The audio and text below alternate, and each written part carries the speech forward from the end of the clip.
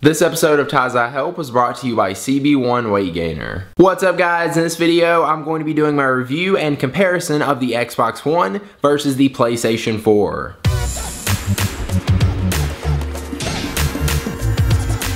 So let me start out this review by saying I'm not a big gamer, so that's the perspective you're gonna get from this review. I'm not gonna go super in detail with each console. I'm gonna go through each categories that I've laid out. I'm gonna say what I like and dislike about each of the consoles, and then at the end I'm going to give my final thoughts on them. So while you're watching this review, take that into account. I play video games every now and then just for fun, and that's pretty much it. I will say though, I used to play PlayStation 2 a long time ago, so I was a fan of PlayStation then, and then more recently in the last few years, I've been playing Xbox 360, so I've been a fan at different times of both. I'm not into the whole console wars or anything like that. I could care less which console ends up being better or which one wins in the end.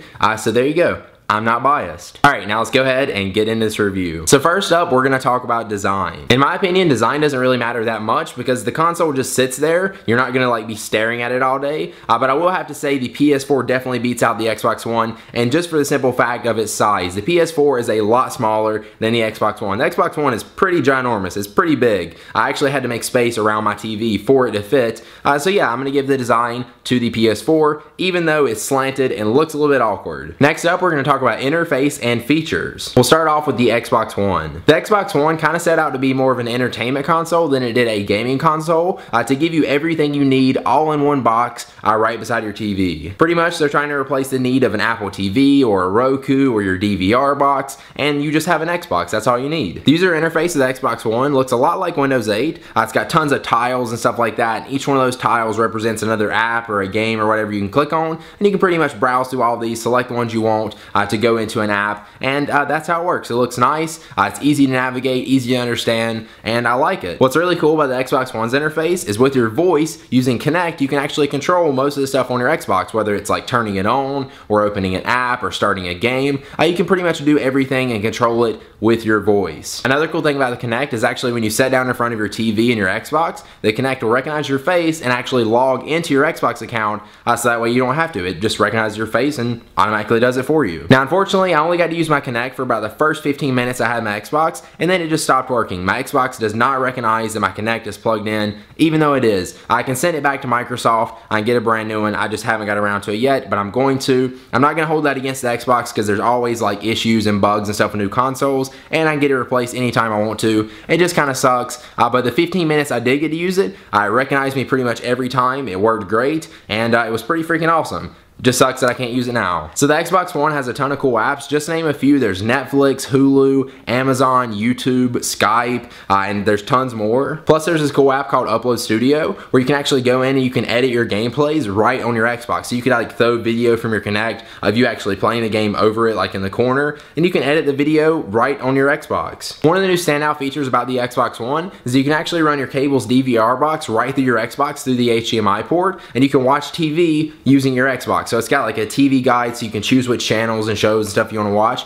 Plus you can even control it with the Kinect, so you can say change the channel to this or watch this, and it'll actually change the channel using your voice. Now that's actually a feature that I haven't got to use because I don't have cable. I'm a cord cutter. I don't need cable. I normally watch on YouTube or Netflix or something like that. But if you have that and you want to do that, that's a pretty cool option to have. Again, like I said, the Xbox One is more of an entertainment console than it is just a gaming console. The Xbox One also has multitasking with this new feature called Snap, so you can actually be running two apps at once. You can have your main app right here, and then over on the right, you can have another app playing right over there to the side. So using Snap, I could be playing a video game and watching Netflix at the same time, or I could be watching Hulu and Skyping with my friend at the same time. Now with the new Xbox One, no matter where you are, whether it's an app or a game, you can hit the Xbox One home button and it'll take you right to the home screen while running the app or game in the background. So it'll actually be loaded up right there in the main window. Let's say I had COD Ghost open, I hit the Xbox One home button, it took me to my home screen. COD Ghost is still running right there in that main window, and I can select it at any time and it'll go right back to full screen. Now let's move on to the PlayStation 4's interface and design. The PS4's interface is laid out more of like a row style design. So you got a row of icons here. You can go ahead and select one icon. Below that icon is more options to select, and then you can select another icon, and then there's more options to select under that. The PlayStation 4 has most of the same apps that the Xbox One has, like Netflix and Hulu and Amazon, Crackle, and plenty more, but at the same time, it's also lacking on some apps, like for example, example, the PS4 doesn't have a YouTube app, which is something I really want on a gaming console. I want to be able to watch YouTube,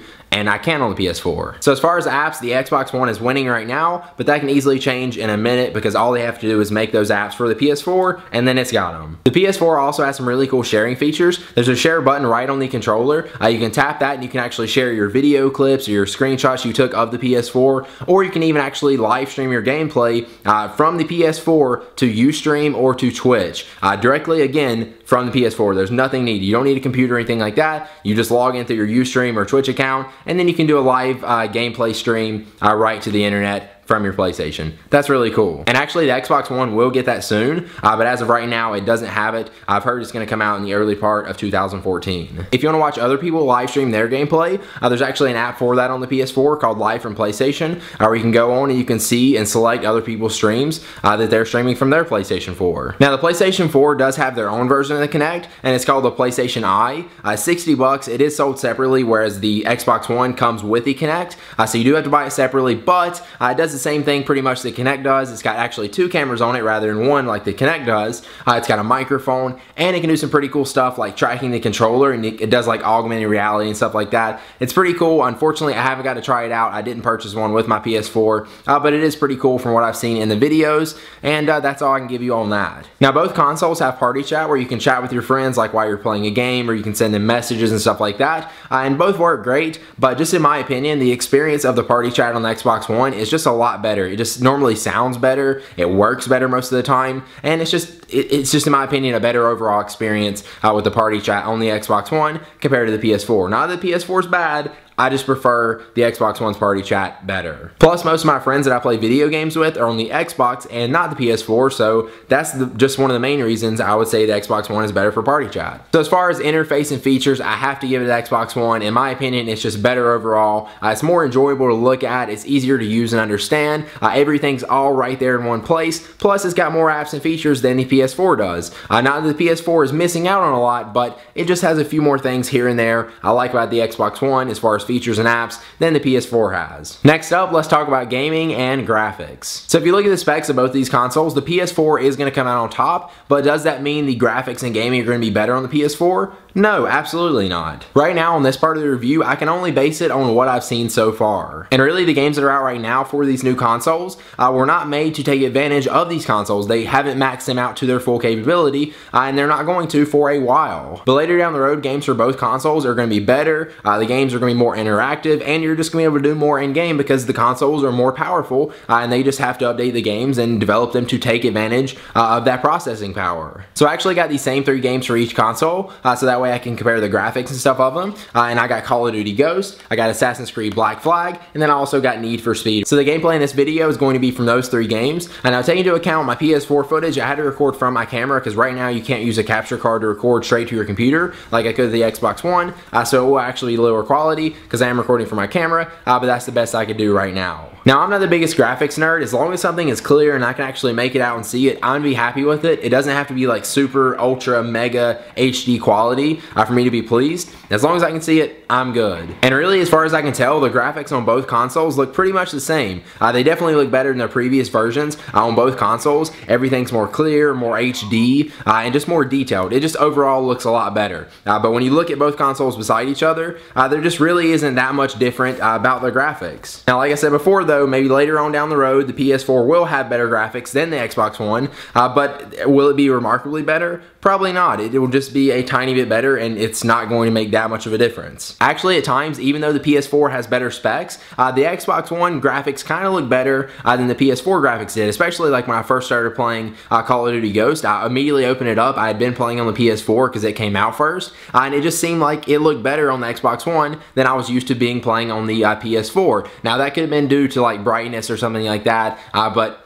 just how it appeared to me, the graphics on the Xbox One actually look better. But again, most of the time, the graphics pretty much look exactly the same on both consoles. Now, as far as gameplay, both consoles, as you'd expect, do better than their previous versions. Everything when you're like playing the games just seems like it runs a lot smoother and more fluently, other than the PS4. Now, this didn't happen all the time, but rarely, on occasion, I would get frame rate lag. Now, this is how I can best explain it. Like when there's a video, it's basically just a series of images. So let's say all my fingers were a series of images. Well, these 2 images just got dropped. And that's what the PS4 does a lot of the time. So it basically skips over those images, so it's like there's a little bit of lag, and it's not internet lag, it's actually the PS4 lagging. Now this isn't something that they can't fix. They could definitely fix this in an update, but I did experience frame rate lag where it would like drop frames and stuff like that a lot on the PS4, which definitely let me down, and I didn't see that on the Xbox One, so that's definitely one thing that I noticed that is better about the Xbox One is no frame rate lag. But I do get internet lag with the Xbox One where I kind of didn't get it on the PS4. It's different kinds of lag. It happens up to both consoles, but I noticed it mostly on the PS4. Now, one thing I did notice playing Call of Duty Ghost on the Xbox One versus the PS4 is Xbox players are a lot better than PlayStation players. And the reason for this is, hold on, don't get mad at me. I know it sounds like I'm making fun of you guys if you play PlayStation,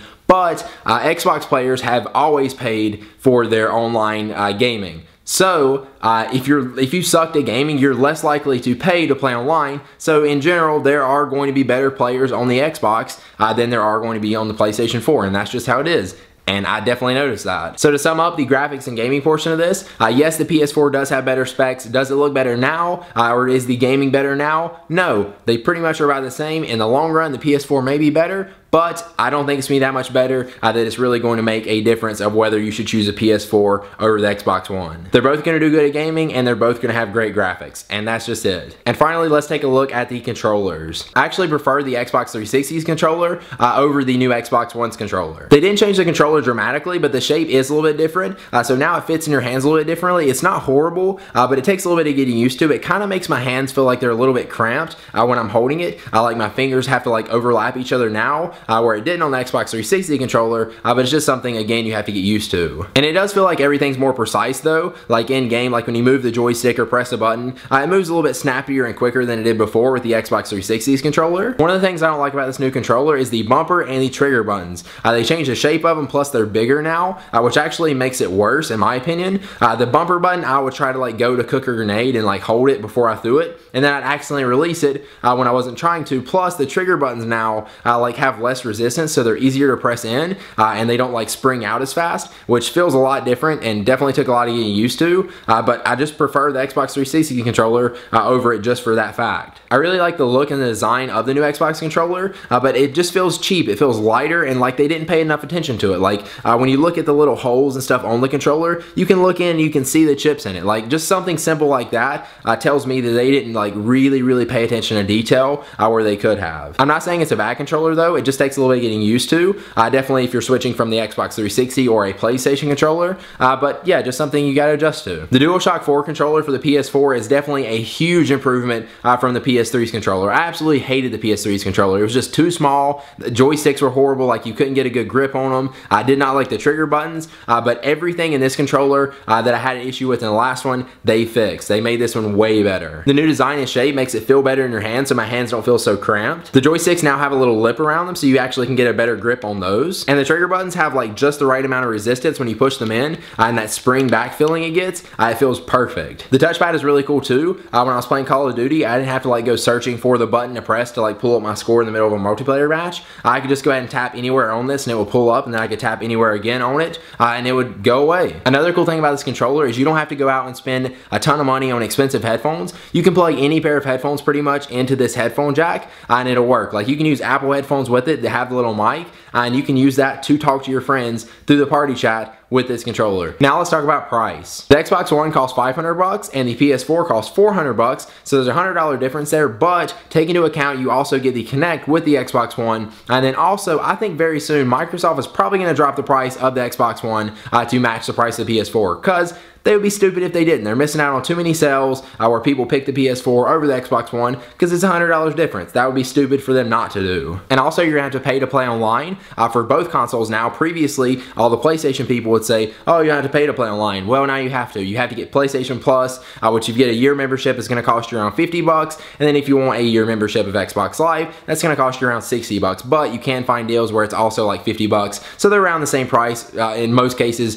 the Xbox One membership for a year would be about 10 bucks more. So it's not too big of a difference. I think you guys know from watching the rest of this video which console wins it out for me, and it is the Xbox One. Overall, it's just a better experience. It's got more features, more stuff to do. It's more of an entertainment console, which fits me better because I'm not a big gamer. Like I said, if I want to sit down and play some games, I just want to sit down and play some games, be entertained for a few minutes, and then I'm happy with it. And if I want to do all the other stuff on the Xbox, I can. It's got the Kinect, it's got all those other features and stuff that I can use on it, whereas the PS4, it has a lot of the same features too, but it just doesn't feel like a complete console to me. It just feels more like a gaming console, which again, I'm not a big gamer, so I'm gonna go with the Xbox One. So if I had to choose between these two consoles, I would pick the Xbox One, but if there was no Xbox One ever created, I would still be really happy with my PS4. I like both consoles. I just prefer the Xbox One experience over the PS4, and that's it. All right guys, now before we head out of here, let's take one last look at our sponsor for this video. Are you tired of hearing about weight loss? What if you're a skinny guy trying to bulk up? CB1 Weight Gainer works in two ways. It increases your appetite, so that way you're hungry more often and it will naturally bring in more calories. And it slows down your metabolism so that your body doesn't burn off the calories so fast. So with CB1, you'll have more calories coming in, fewer getting burned, so you can put all those extra calories you need to gaining weight fast. If you're one of those people where you can eat as much as you want and you just don't gain a pound,